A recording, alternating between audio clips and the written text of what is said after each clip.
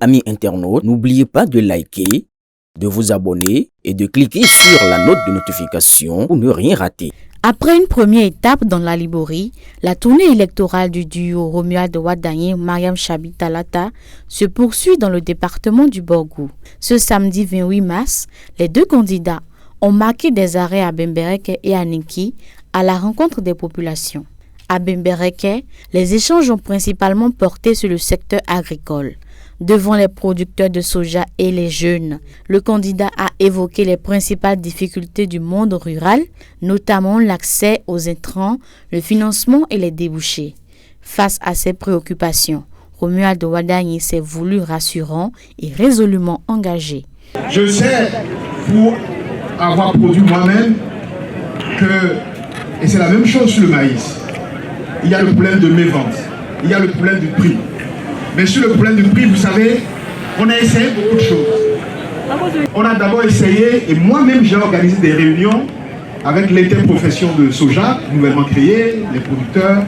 Je suis même venu à Parakou et à Malanville rencontrer des producteurs, nous avons discuté, et nous avons essayé de réguler le prix, de fixer un prix minimum, pour qu'on s'assure que chaque producteur ait un minimum de prix pour son sac de soja. On a essayé donc de contrôler le prix, mais ça n'a pas marché. Les deux dernières campagnes, on s'est dit, comme quand on régule le prix, quand on fixe le prix, avec pour seul objectif de s'assurer que le paysan ait un minimum pour son produit, et qu'il y a eu beaucoup de plaintes, on a dit, en discussion avec l'interprofession, on va laisser les producteurs, les transformateurs ensemble décider le prix, donc l'État ne se mêle plus de ça. Mais ça aussi, ça n'a pas marché. Si on fait en sorte que votre travail de la terre soit plus facile grâce à la mécanisation, si on fait en sorte que vous gagnez plus en production grâce aux semences, aux engrais, si on fait en sorte que dans le dialogue, on décide de comment faire pour qu'une fois le produit récolté, vous puissiez le vendre immédiatement à un bon prix, je pense que tous les problèmes du paysan sont réglés. La retraite. Quand vous travaillez toute votre vie et que vous devenez âgé, on va discuter ensemble et faire en sorte que vous puissiez avoir le fruit de vos efforts, vous puissiez bénéficier d'une retraite. Un cap est ainsi fixé. Faire de l'agriculture et de l'élevage non plus des secteurs de subsistance, mais de véritables moteurs de prospérité locale capables d'améliorer durablement les conditions de vie. Puis, direction Niki. Ici, le discours s'élargit. Au-delà de l'agriculture, le duo met en avant d'autres leviers de développement, notamment la culture, l'art et un tourisme modernisé, porteur d'emploi et de rayonnement. Capitale internationale du tourisme, de la culture, ça veut dire que quand les gens viennent ici, ils puissent avoir des hôtels, des auberges, des endroits modernes, bien équipés, mais qui respectent nos cultures, nos traditions, pour venir respirer Niki, vivre Niki. Niki, capitale internationale de la culture, du tourisme, ça veut dire qu'il faut faire en sorte que quand le touriste vient ici, il puisse avoir des œuvres à acheter, des choses typiques d'ici à acheter.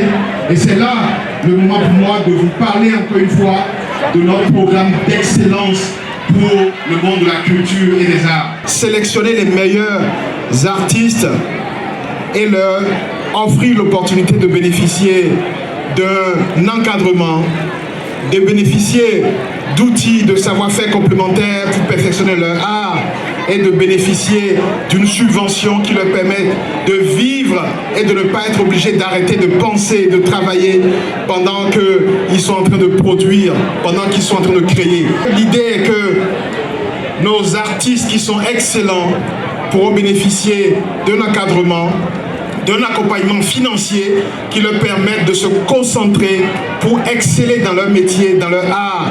Comme ça, leur production pourrait être capable d'être vendue partout dans le monde. La question sécuritaire n'est pas en reste. Elle s'impose comme une priorité avec la promesse d'un renforcement des dispositifs existants pour garantir stabilité et confiance.